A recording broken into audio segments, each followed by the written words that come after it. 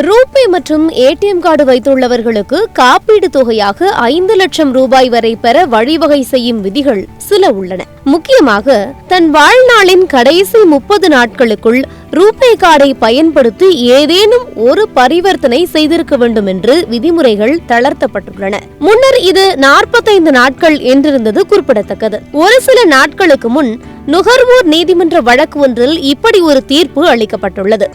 இதன் மூலமாக ATM card வைத்திருப்பவர்கள் விபத்தில் நிரந்தரமாக செயல்பட முடியாத நிலையை அடைந்தால் அல்லது இறந்து போனால் காப்பீடு கோரி அவரது நாமினி விண்ணப்பிக்க முடியும். கிளாசிக் ஏடிஎம் கார்டு வைத்துள்ளவர்களுக்கு 1 லட்சம் ரூபாய் வரையும், பிளாட்டினமில் 2 லட்சம் ரூபாய் வரையும், சாதாரண மாஸ்டர் கார்டு என்றால் 50,000 ரூபாய் வரையும் காப்பீட்டு தொகையை பெற்றுக் கொள்ளலாம்.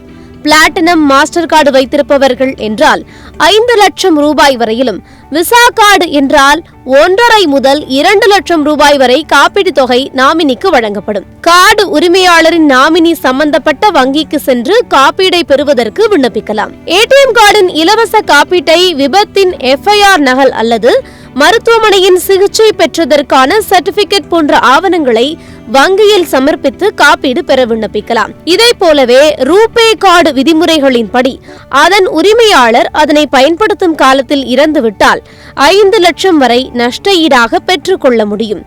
ஆனால் பயனாளர் இறப்பதற்கு 45 நாட்களுக்கு முன்பாக ரூபே கார்டை பயன்படுத்தி ஏதேனும் ஒரு பண பரிவர்த்தனை செய்திருக்க வேண்டும் என்பது முக்கியமான நிபந்தனையாக இருக்கிறது.